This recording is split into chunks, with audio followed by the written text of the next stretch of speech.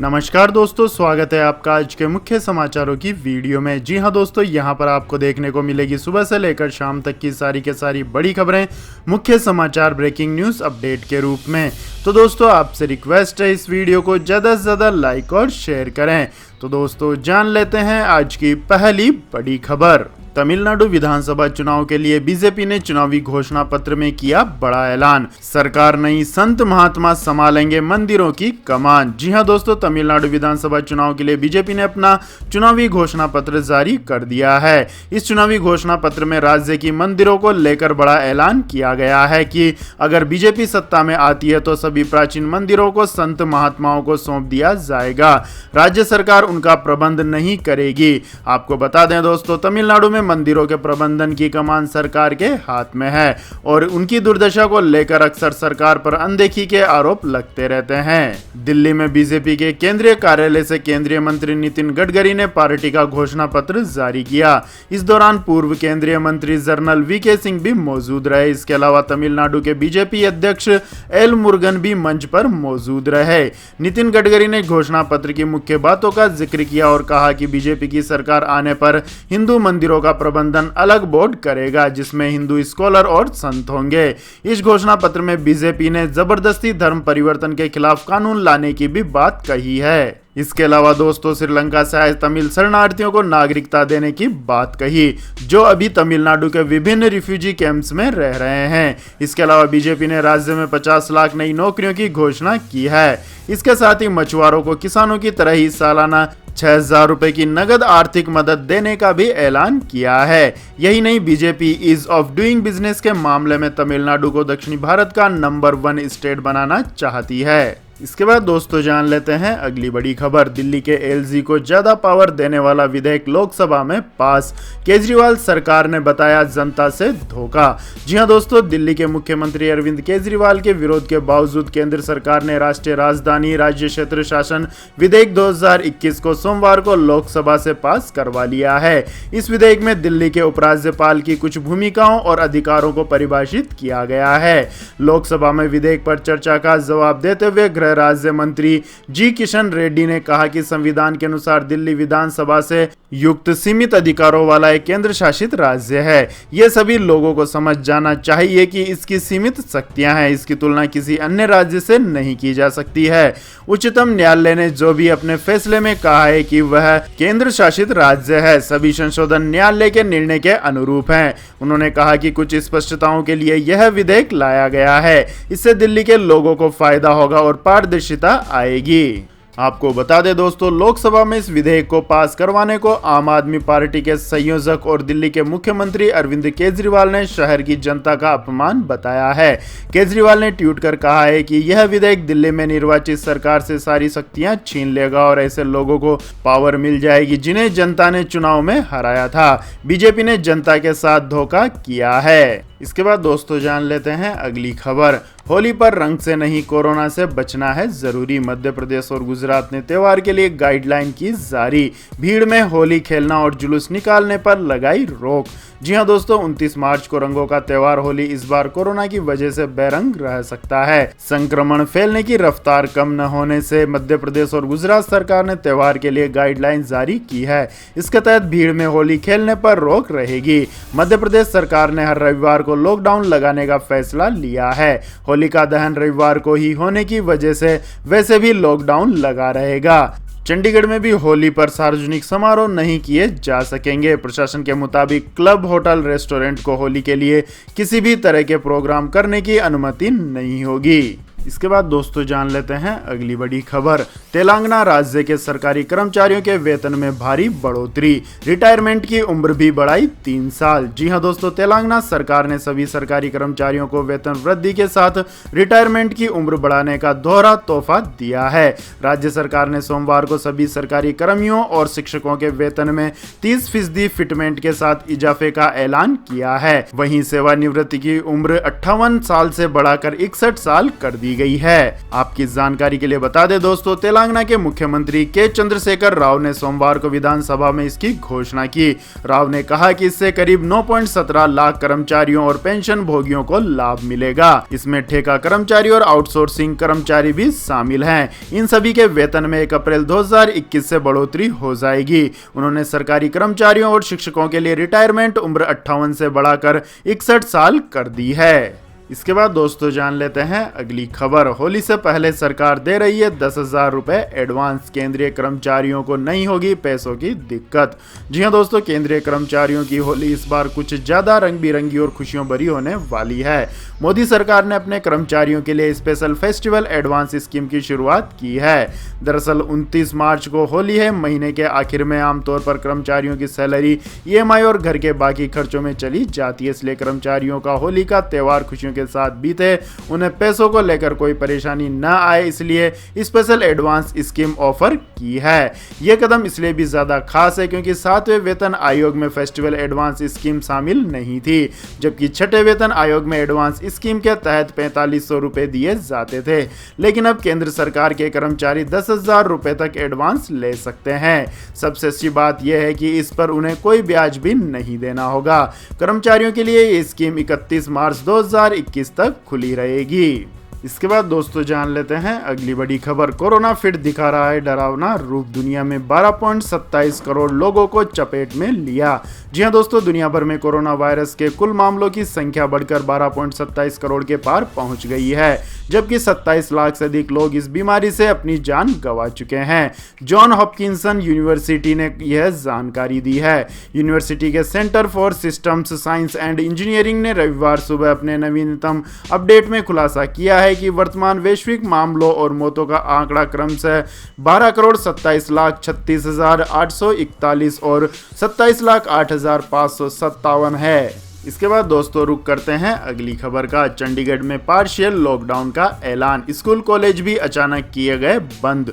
जी हां दोस्तों, corona virus महामारी के कारण बिगड़ते हालातों को सुधारने के लिए चंडीगढ़ प्रशासन ने सोमवार शाम आंशिक लॉकडाउन का ऐलान कर दिया है। प्रशासन ने नई गाइडलाइन भी जारी कर दी है, जिसे सख्ती से पालन कराने के आदेश अधिकारियों को दे दिए गए हैं। नई गाइडलाइन के अनुसार सभी स्कूलों कॉलेजों को तत्काल प्रभाव से 31 मार्च तक के लिए बंद करा दिया गया है। हालांकि सभी टीचर्स और नॉन टीचिंग स्टाफ को वर्किंग डेज पर कार्य जारी रखने के लिए कहा गया है, जबकि खाने की जगह रेस्तरां, होटल आदि केवल 50% क्षमता के साथ खुलेंगी और उन्हें रात 11 बजे तक अंतिम ऑर्डर लेना होगा। वहीं प्रशासन ने सख्त निर्देश देते हुए होली पर भी सार्वजनिक समारोह पर प्रतिबंध लगा दिए हैं। इस दिन क्लब, होटल, रेस्तरां आदि को होली के लिए किसी भी समारोह को आयोजित करने की अनुमति नहीं होगी। वहीं चंडीगढ़ प्रशासन द्वारा संचालित राजकीय संग्रहालय, पुस्तकालय, सभागार, थिएटर आदि को अगले आदेश तक बंद रखने के आदेश दिए गए हैं। इसके बाद दोस्तों रुक करते हैं अगली खबर का। ब्रिटेन में हर युवा को हफ्ते में 2 बार कराना होगा कोरोना टेस्ट। जी हां दोस्तों, लगातार कोरोना की मार झेल रहे ब्रिटेन में करने और देश को लॉकडाउन से बचाने के लिए ब्रिटेन सरकार ने हर युवा को हफ्ते में 2 बार कोरोना टेस्ट कराने की सलाह दी है। सरकार को उम्मीद है कि जल्द से जल्द कोरोना टेस्ट कराने से कोरोना संक्रमित लोगों की सही समय पर पहचान हो सकेगी। डेली मेल की खबर के मुताबिक ब्रिटेन में कोरोना वायरस टेस्टिंग सिस्टम को और दुरुस्त करने की कवायद की जा रही है। इसके तहत नियमित रूप से हर युवा को हफ्ते में कम से कम 2 बार कोरोना वायरस टेस्ट कराने के लिए प्रोत्साहित किया जा रहा है, ताकि ब्रिटेन को लॉकडाउन से छुटकारा मिल सके। स्वास्थ्य विशेषज्ञों का यह भी मानना है कि इस कदम से बिना लक्षण वाले संक्रमित लोगों की पहचान की जा सकेगी। इसके बाद दोस्तों जान लेते हैं अगली बड़ी खबर। YSR कांग्रेस के सांसद की मांग। किसी एक नोट पर छपे बाबा साहब अंबेडकर की तस्वीर। जी हां दोस्तों, YSR कांग्रेस पार्टी की सांसद चिंता अनुराधा ने सरकार से आग्रह किया है कि किसी एक नोट पर संविधान निर्माता डॉक्टर भीमराव अंबेडकर का चित्र अंकित किया जाए। YSR कांग्रेस पार्टी की सदस्य ने लोकसभा में शून्यकाल के दौरान यह मांग की। अनुराधा ने कहा कि डॉक्टर अंबेडकर ने अपनी पुस्तक के माध्यम से RBI की परिकल्पना की थी। ऐसे में सरकार से आग्रह है कि किसी एक नोट पर बाबा साहब अंबेडकर का चित्र तत्काल अंकित करने की व्यवस्था की जाए। यह भारतीय नागरिकों के लिए हर्ष का विषय होगा। इसके बाद दोस्तों जान लेते हैं अगली बड़ी खबर। लेकिन दोस्तों अगली खबर जानने से पहले आप लोगों से गुजारिश है कि इस वीडियो में दिखाई गई खबरें अगर आपको पसंद आई हो तो इस वीडियो को लाइक करें, शेयर करें और हमारे चैनल को सब्सक्राइब करें। तो दोस्तों जानते हैं अगली बड़ी खबर। म्यांमार के सैन्य शासन को कोई राहत देने के मूड में नहीं है यूरोपियन संघ, प्रतिबंधों का खाका किया तैयार। जी हाँ दोस्तों, म्यांमार में खराब होते हालात पर पूरी दुनिया की नजरें लगी हुई हैं।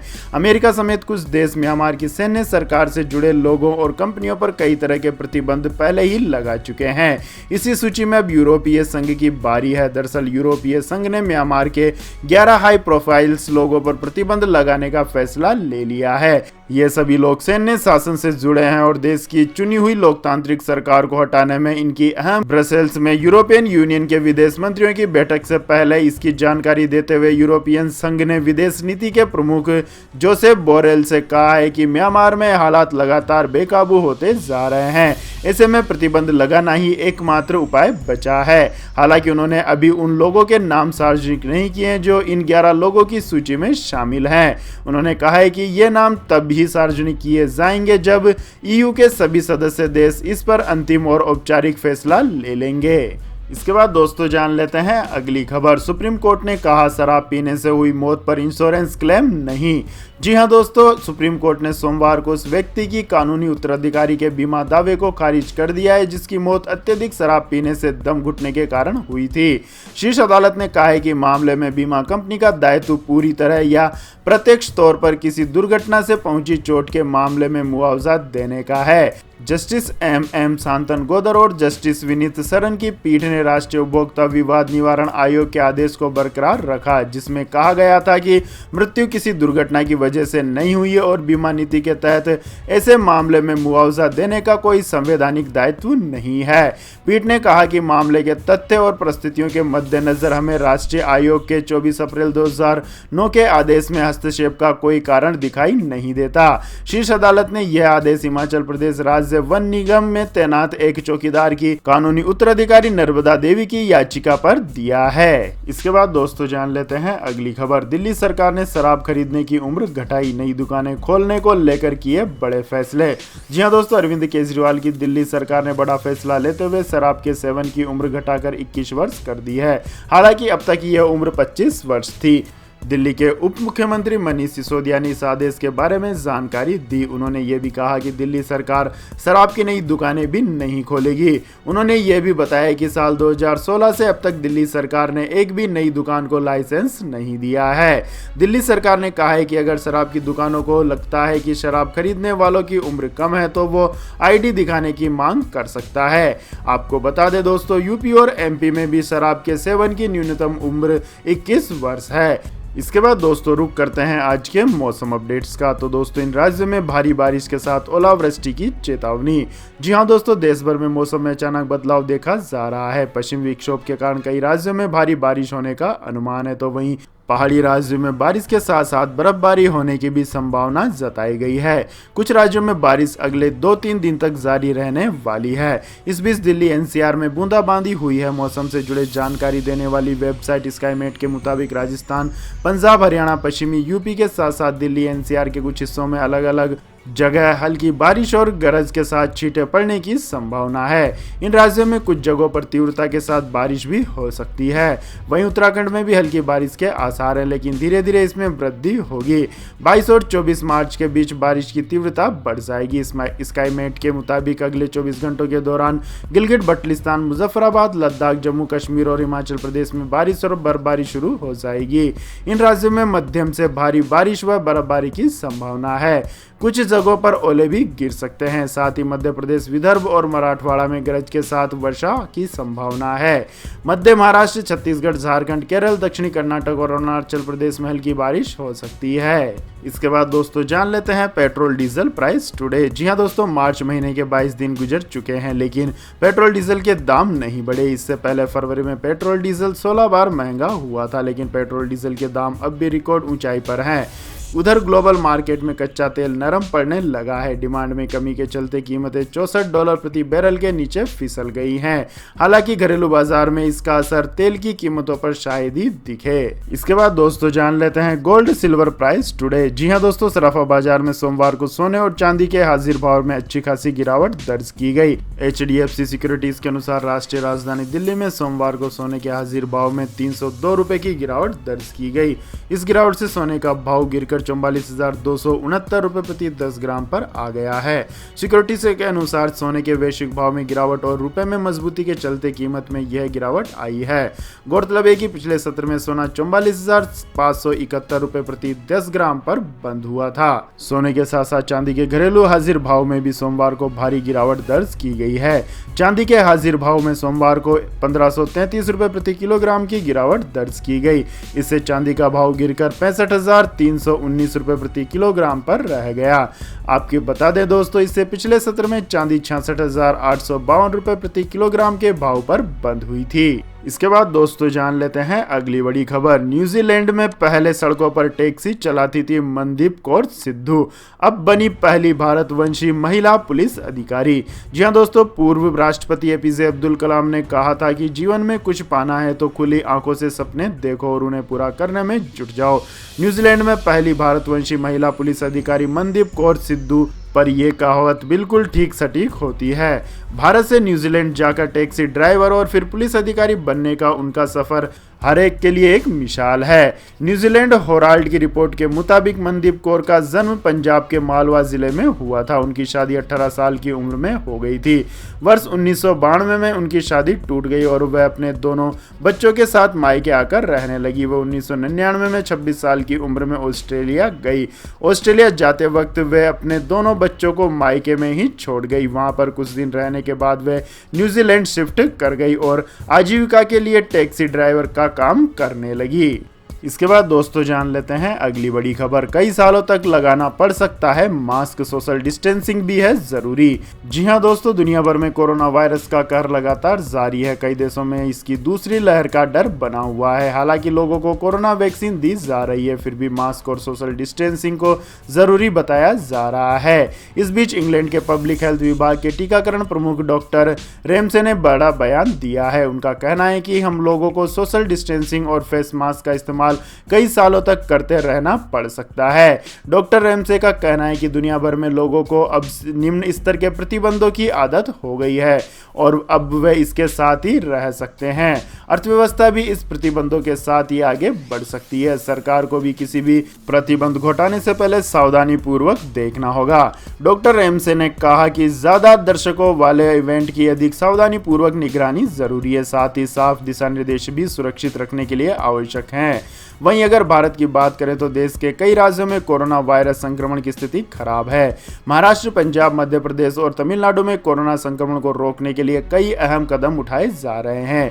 इसी के बीच केंद्रीय स्वास्थ्य मंत्री डॉक्टर हर्षवर्धन ने भी लोगों से कोरोना संक्रमण से बचाव के लिए जरूरी दिशा निर्देशों का पालन करने की अपील की है। उनका कहना है कि लोगों को लापरवाही बरतकर कोरोना को किसी कीमत पर नहीं बढ़ने देना है। लोगों को सोशल डिस्टेंसिंग और फेस मास्क जैसे उपायों का पालन करना चाहिए। तो यह थी दोस्तों आज की सभी महत्वपूर्ण बड़ी खबरें। और दोस्तों बारी आती है आज के माइंड किच क्वेश्चन की, जिसका जवाब देकर आप बन सकते हैं एक शानदार उपहार के विजेता। तो दोस्तों आज का सवाल है, भारतीय मूल की पहली महिला अंतरिक्ष यात्री का नाम क्या है? जी हां दोस्तों, अगर आपको इस सवाल का जवाब आता है तो तुरंत कमेंट सेक्शन में लिख दीजिए। इस वीडियो को लाइक कीजिए, शेयर कीजिए और हमारे चैनल को सब्सक्राइब करके बेल आइकन का बटन भी दबा लें।